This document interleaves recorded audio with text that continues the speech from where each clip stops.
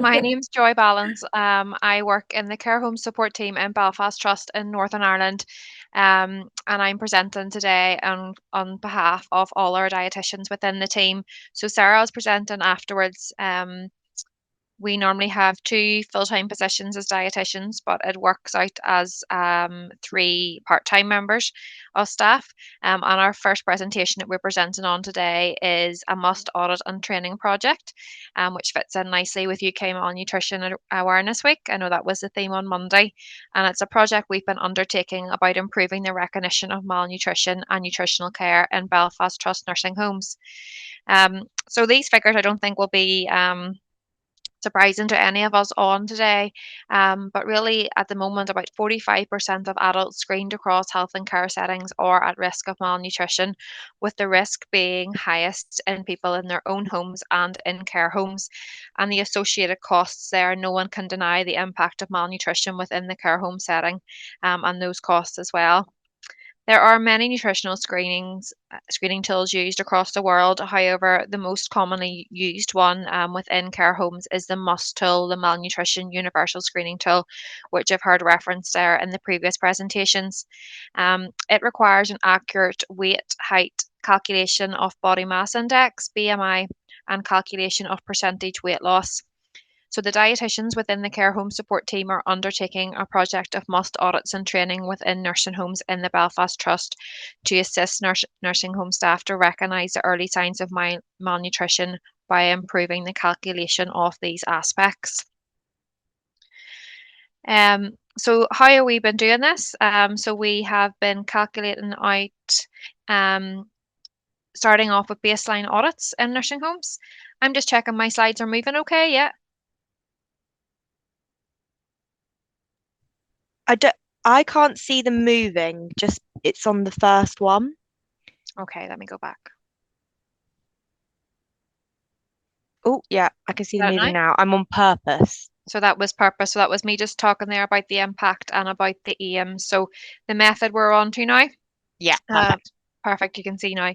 So to start this project, we complete baseline audits in the nursing homes, and we developed a series of audit tools to allow these audits to be completed, including audit spreadsheets. And these are used to gather the data that we need. So data on the weights recorded, accuracy of weights, BMI recorded, accuracy of BMI, weight loss, MUST scores, accuracy of MUST scores, and involvement of community dietitians for clinical input. After the baseline audits have been completed, then we deliver bespoke training into the nursing homes. And the bespoke training includes education on malnutrition, signs, symptoms, and consequences, mistakes to look out for, MUST screening itself, and nutritional care planning. And you can see there a quote at the bottom there from our training. We gather feedback on anonymous online evaluation forms. So this was one of the quotes from the nursing staff who had attended. After the bespoke training has happened, we then complete further audits at 1, 3, 6, 12, 18 months and 2 years post training.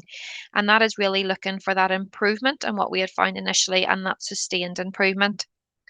As part of the PDSA cycle, we also have started to include data on the use of oral nutritional supplements, so ONS, and we collected some data on nutritional provision in the home prior to the training as well. So things like what their current menu structure is, do they use food fortification, do they use fortified milk?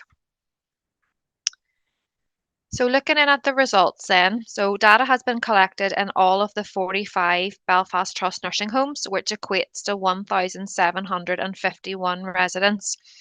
You can see there the initial baseline data that we collected, which is in the lighter blue column, is generally quite good. So 88% of MUST completed, 81% accuracy, 91% BMI completed, and 90% BMI accuracy. So they weren't really performing too badly to start off with. And the data then at 6 months post training, you can see we have got a good improvement there. So even though the baseline figures were good, we were able to still to achieve an improvement from that. If we look at then further improvement then right on to data 1 year post-training. So we have completed audits 1 year post-training in 33 out of the 45 nursing homes. The others are still within that cycle. And that equates to 1,236 residents. This shows further and sustained improvements, with must completion increasing further to 97%, must accuracy increasing further to 89%, BMI completion sustaining at 97%, and BMI accuracy increasing to 99%. So what really? What does this mean? We've been able to increase the figures, but in terms of care planning, so using the data at the baseline versus that at 6 months for all 45 nursing homes, we've been able to ensure that people are getting those timely referrals over to our colleagues in core community dietetics for clinical input. So first of all, if we think of the missed community dietetic referrals, the bottom column there, at baseline, generally there was at least almost two referrals per home were being missed. So two residents that weren't being referred over to community dietetics for clinical input when they should have been. And you can see this is reduced to less than one referral per home now.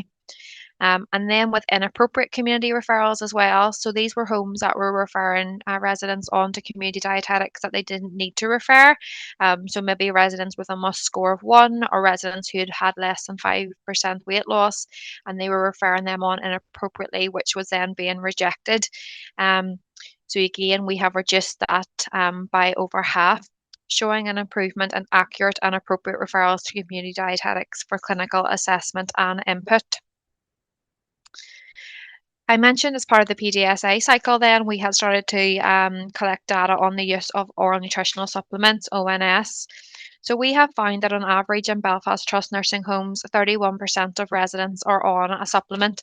But there's a huge range of this, so from 9% of residents to 57% of residents, depending on the nursing home. At baseline audits, we identified 57 residents that could have these supplements reduced or stopped. And these were residents that maybe had been started on supplements by their GPs, had been discharged from hospital on supplements, had been discharged from the community dietetics with parameters for when the supplements could stop. So, for example, that the supplement could stop when a resident's weight would reach a certain level, but unfortunately, this hadn't been followed up. So that was 13% of residents then at baseline, that 57% that could have the supplements reduced or stopped. And you can see the associated cost savings and carbon savings just by from those 57 residents that we identified at baseline audits. We continue to review these supplements usage then at the follow-up audits. And so far, we've identified a further 183 residents that could have their supplements either reduced or stopped. Um, and this is estimated to be a cost saving of around £140,000 per year and 22 tonnes of carbon. And this is ongoing, this figure, as we continue with our audits. So a huge cost saving. Despite reducing the use of supplements within the home as well, there has been no knock-on effect on weight loss or on MUST scores or BMI. So you can see there the MUST breakdown from baseline right till 6 months there is still staying quite consistent despite us reducing the use of supplements within the homes. So really, the conclusion from this then is that we were able to improve the calculation of MUST and the management of malnutrition through MUST audit and training.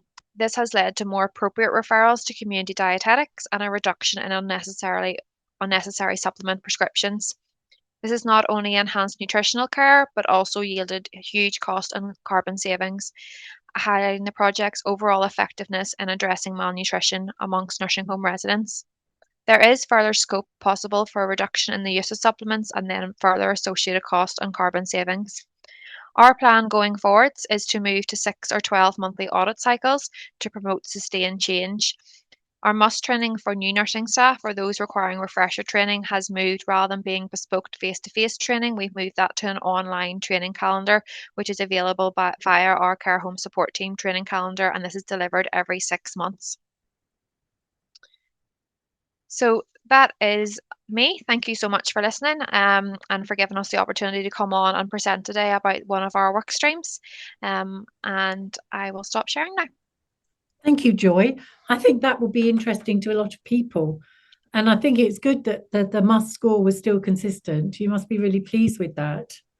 Yeah, no, it was great that we were able to, I say, have those Yeah, associated benefits, but the residents are, there's been no harm to them, and they're still keeping very, very well, and their weights are stable. that's very good news. And it'll be interesting to see if that's a sustained change. So Yeah, let us know. we will indeed, Send us a message. certainly. Thank you very much for that.